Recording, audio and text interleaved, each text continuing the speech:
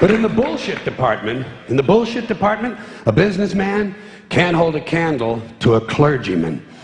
Because I got to tell you the truth, folks. I got to tell you the truth. When it comes to bullshit, big time, major league bullshit, you have to stand in awe of the all-time champion of false promises and exaggerated claims, religion. No contest. No contest. Religion easily has the greatest bullshit story ever told. Think about it. Religion has actually convinced people that there's an invisible man living in the sky who watches everything you do every minute of every day. And the invisible man has a special list of 10 things he does not want you to do. And if you do any of these 10 things, he has a special place full of fire and smoke and burning and torture and anguish where he will send you to live and suffer and burn and choke and scream and cry forever and ever till the end of time. But he loves you.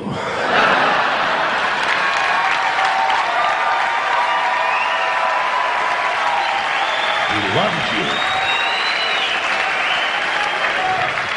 He loves you and he needs money. He always needs money. He's all powerful, all perfect, all knowing, and all wise. Somehow, just can't handle money. Religion takes in billions of dollars. They pay no taxes, and they always need a little more. Now, you talk about a good bullshit story. Holy shit.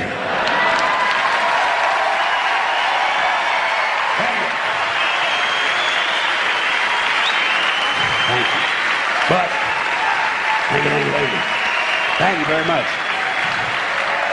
But I want you to know something. This is sincere. I want you to know, when it comes to believing in God, I really tried. I really tried. I tried to believe that there is a God who created each of us in his own image and likeness, loves us very much, and keeps a close eye on things.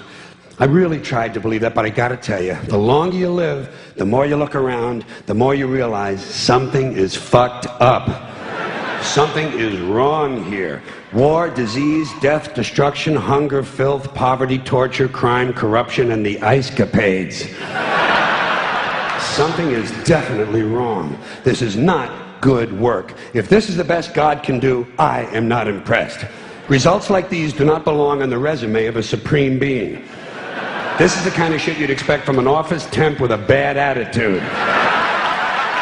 And just between you and me, in any decently run universe, this guy would have been out on his all-powerful ass a long time ago. And by the way, I say this guy because I firmly believe, looking at these results, that if there is a God, it has to be a man. No woman could or would ever fuck things up like this.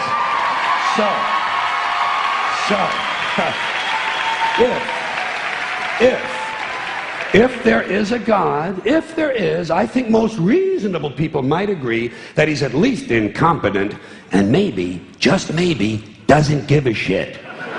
Doesn't give a shit, which I admire in a person and which would explain a lot of these bad results. So rather than be just another mindless religious robot, mindlessly and aimlessly and blindly believing that all of this is in the hands of some spooky, incompetent father figure who doesn't give a shit, I decided to look around for something else to worship, something I could really count on. And immediately, I thought of the sun. Happened like that. Overnight, I became a sun worshiper. Well, not overnight. You can't see the sun at night. But first thing the next morning, I became a sun worshiper. Several reasons. First of all, I can see the sun, okay? Yeah. Unlike some other gods I could mention, I can actually see the sun. I'm big on that. If I can see something, I don't know, kind of helps the credibility along, you know? So every day I can see the sun as it gives me everything I need: heat, light, food, flowers in the park, reflections on the lake, an occasional skin cancer, but hey, at least there are no crucifixions, and we're not setting people on fire simply because they don't agree with us. Sun worship is fairly simple. There's no mystery, no miracles, no pageantry, no one asks for money, there are no songs to learn, and we don't have a special building where we all gather once a week to compare clothing. And the best thing about the sun, it never tells me I'm unworthy. Doesn't tell me I'm a bad person who needs to be saved. Hasn't said an unkind word. Treats me fine. So I worship the sun. But I don't pray to the sun. Know why? I wouldn't presume on our friendship. It's not polite. I've often thought people treat God rather rudely, don't you? Asking trillions and trillions of prayers every day, asking and pleading and begging for favors. Do this, give me that, I need a new car, I want a better job. And most of this praying takes place on Sunday, his day off. It's not nice, and it's no way to treat a friend. But people do pray, and they pray for a lot of different things. You know, your sister needs an operation on her crotch. Your brother was arrested for defecating in a mall. But most of all, you'd really like to fuck that hot little redhead down at the convenience store. You know, the one with the eye patch and the club foot, huh? Can you pray for that? I think you'd have to. And I say, fine, pray for anything you want. Pray for anything. But what about the divine plan? Remember that? The divine plan. Long time ago, God made a divine plan. Gave it a lot of thought, decided it was a good plan, put it into practice. And for billions and billions of years, the divine plan has been doing just fine. Now you come along and pray for something. Well, suppose the thing you want isn't in God's divine plan. What do you want him to do? Change his plan? Just for you? Doesn't it seem a little arrogant? It's a divine plan. What's the use of being God if every rundown schmuck with a $2 prayer book can come along and fuck up your plan? And here's something else, another problem you might have. Suppose your prayers aren't answered. What do you say? Well, it's God's will. Thy will be done. Fine, but if it's God's will and he's going to do what he wants to anyway, why the fuck bother praying in the first place? Seems like a big waste of time to me. Couldn't you just skip the praying part and go right to his will? It's all very confusing. So to get around a lot of this, I decided to worship the sun. But, as I said, I don't pray to the sun. You know who I pray to? Joe Pesci. Joe Pesci. Joe Pesci. Two reasons. First of all, I think he's a good actor, okay? To me, that counts. Second, he looks like a guy who can get things done. Joe Pesci doesn't fuck around.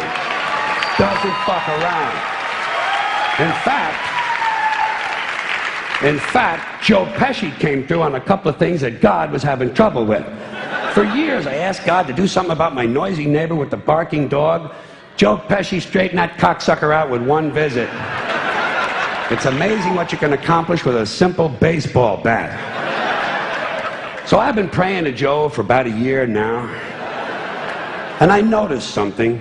I noticed that all the prayers I used to offer to God and all the prayers I now offer to Joe Pesci are being answered at about the same 50% rate. Half the time I get what I want, half the time I don't. Same as God, 50-50. Same as the four-leaf clover and the horseshoe, the wishing well and the rabbit's foot. Same as the mojo man. Same as the voodoo lady who tells you your fortune by squeezing the goat's testicles. It's all the same, 50-50. So just pick your superstition, sit back, make a wish, and enjoy yourself. And for those of you who look to the Bible for moral lessons and literary qualities, I might suggest a couple of other stories for you.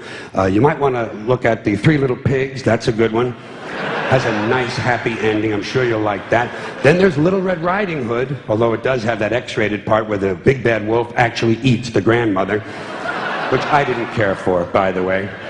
And finally, I've often always drawn a great deal of moral comfort from Humpty Dumpty. The part I like the best, all the king's horses and all the king's men couldn't put Humpty Dumpty back together again. That's because there is no Humpty Dumpty and there is no God. None, not one, no God, never was. In fact, I'm gonna put it this way. If there is a God, may he strike this audience dead. See, nothing happened. Nothing happened. Everybody's okay. All right? Tell you what. I'll raise the stakes. I'll raise the stakes a little bit. If there is a God, may he strike me dead.